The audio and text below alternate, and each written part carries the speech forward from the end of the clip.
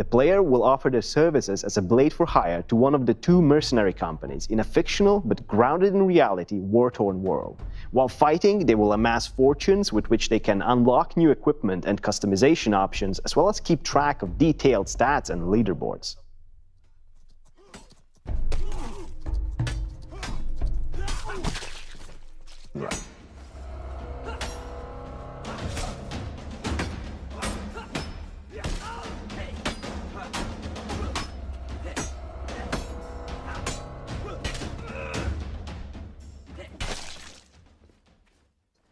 What you see before you is the result of a year and a half of development, cemented by a year of design and prototyping before we even started. This long prototyping period has allowed us to refine the mechanics and get rid of absurd and undesirable cases that are common for games like ours, where collisions are calculated in real time. We want fights to look like fights, without the endless spinning and back-twisting that is common in some games of this genre.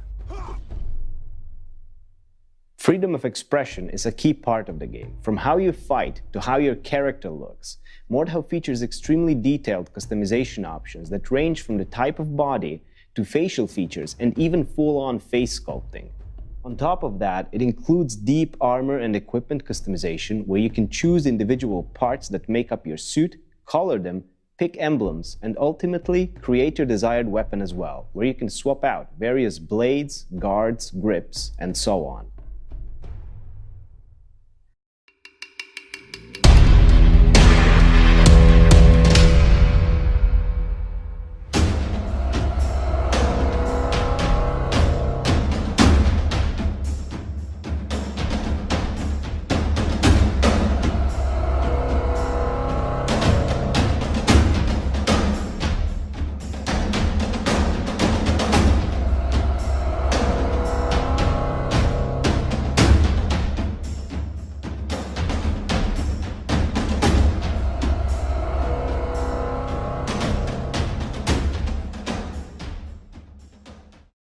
In this update, we will be looking at some of the combat mechanics in MORDHAU.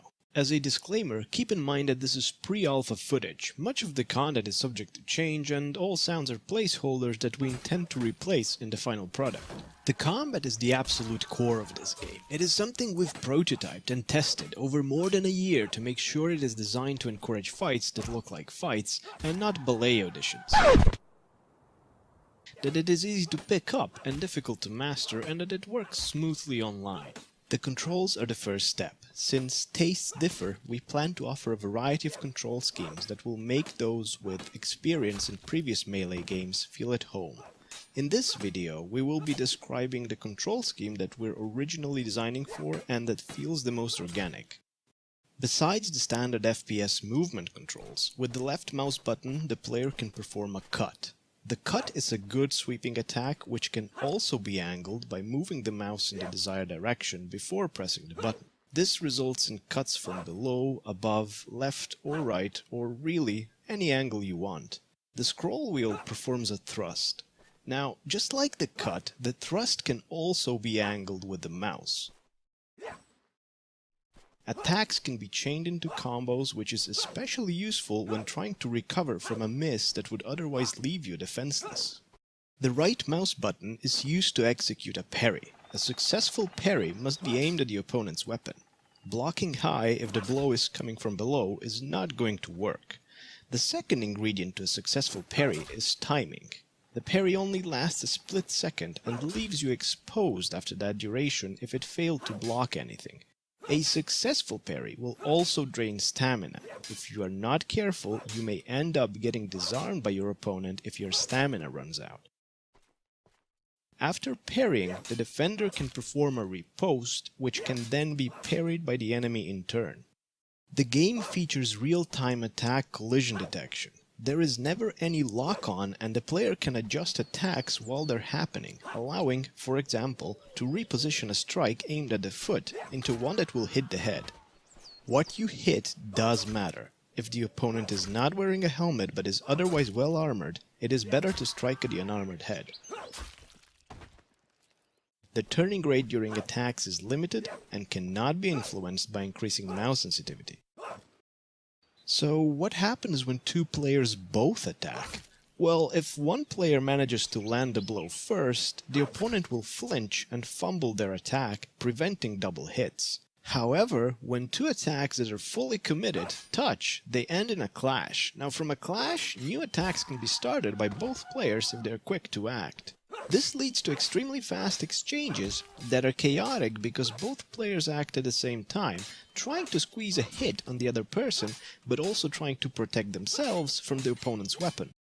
Attacks can also be used defensively to block an attack. This is called chambering and is very difficult to perform. The defender must mirror the opponent's attack type and angle a fraction of a split second before the opponent's attack lands. This immensely difficult move is rewarded by leading to a very quick attack at the cost of no stamina. If the opponent is quick on his feet, he can either parry the incoming attack or even counter-chamber it. Chamber exchanges can be spiced up through the use of attack morphing, which changes a cut into a thrust or vice versa to throw off the opponent's counter-chamber attempt. There's also a key with which the player can kick. Kicking prevents movement for the duration of the kick. If the kick lands, it will stun the opponent, leaving them wide open and unable to defend themselves against the next attack. To defend against a kick, perform a kick yourself or simply stay out of its range. The player can always cancel their attack before it is fully committed. Cancelling acts like a glue for the mechanics in MORDHAU. It can be used both offensively as a feint to bait a parry, or defensively as an attack cancel that can be turned into a parry. It can even be used in chamber exchanges or to recover from a missed attack. Every weapon in the game has an alternate mode of use. A big sword can be gripped further up the blade in what is known as half-swording. Some swords may be flipped around, resulting in a MORDHAU grip that can deal more damage to armor. A warhammer has two sides and a poleaxe does as well. A halbert's shaft can be gripped closer to the head to give it more maneuverability. Some smaller weapons can instead be thrown, and if you're on the receiving end of one of these, you can parry them, or if you really want to prove a point, you can bat them away with an attack. But what we really think sets the combat apart is how all those things we've just covered play together. Interaction is at the absolute core of MORDHAU. Everything flows into everything. Every action can be combined, cancelled, turned into another, and the possibilities to create your own plays are limitless. But at least now that you've seen some of the mechanics, what can players do with them? Let's take a simple scenario. Imagine two unskilled fighters having a go at each other. It's slow and clumsy, so let's spice things up with some ripostes. And finally, let's swap these parries with chambers. We've gone from a series of slow, clumsy exchanges to an incredibly fast-paced fight, and it's all in the hands of the players. This is precisely what we set out to do with the mechanics, a game where the combat is highly dependent on how the players express themselves. Of course, this game does not only feature melee combat. There is ranged combat such as bows and crossbows, as well as siege engines such as ballista and catapults. And we haven't even talked about shields yet. We will not go in depth about how those work in this video, but we will probably elaborate on these in the future. Finally, before we end the video, it is important to mention some of the feedback regarding combat you've given us since our last video.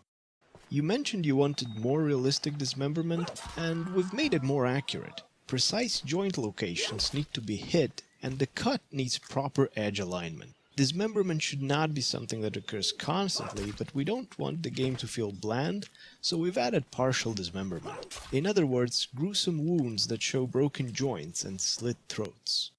There have also been mentions of armor not being protective enough, and the damage model has had some changes. A sword deals less damage to armored opponents, while a hammer is more effective at the job. Keep in mind, however, that this game is based around quickly dispatching enemies, so a single hit more means a lot in terms of gameplay. The game does not feature wrestling that would be used in real armored combat, as it is difficult to make fluid gameplay around such mechanics and makes it impossible to deal with multiple opponents. So we treat armor as more resistant but still defeatable. This is by no means a realistic depiction of armor, which also brings us to the next point, realism. While we promise you won't find giant plastic swords in this game, it is nonetheless not a realistic depiction of historical European martial arts or HEMA. We're big fans of HEMA, and we always find some similarities between historical techniques and some of the things you can do in this game, but in the end, we're primarily aiming at a fun experience of learning a deep, fluid combat system that can be elegantly expressed using conventional controls. Thank you for watching, and thank you for all the support you've already shown us. Stay tuned for more videos about MORDHAU in the future.